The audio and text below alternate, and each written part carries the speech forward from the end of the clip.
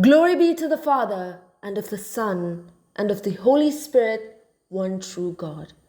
Today, as we come to the 37th day of our great Lent, let us take some time to listen and to meditate on the book of St. John, chapter 2, verses 17 to 22. When the disciples saw Jesus Christ responding to the wicked men who were extorting and cheating the worshippers at the Jerusalem temple, and providing himself to be very zealous for the temple of the Lord, they remembered the writing, "Zeal of your house consumed me," taken from the book of Psalms 69 verses 9. Jesus Christ symbolically cleansed the temple in Jerusalem as he started his ministry. This happened soon after the miracle at Cana, as mentioned in the book of St. John chapter 2 verses 12. His disciples were now starting to realize the mission of Jesus Christ and who had sent him to this world. Their realization deepened and extended at this very second incident. Soon after what had happened at Cana, Jesus thus proclaimed himself as both a prophet and the one who claims that the Lord's house is his own Father's house. But this was not understood by the Jews or the rabbis.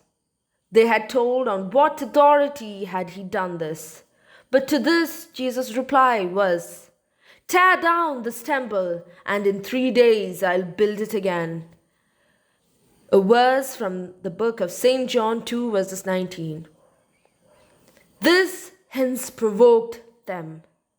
This was the first instance in the Bible that Jesus had defined church as his own body. But the temple that Jesus was speaking here was about his own body.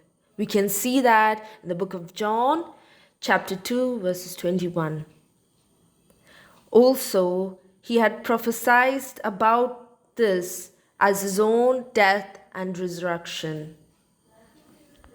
Even the disciples only understood this by the resurrection on the 3rd day of Jesus' death. On that very day is only when the disciples also even came to understand about this. Jesus clearly shouted out that church is for nothing but to glorify God and to worship God only.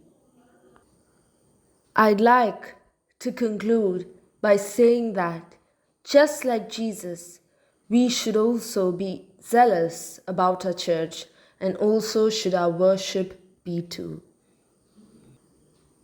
Thank you.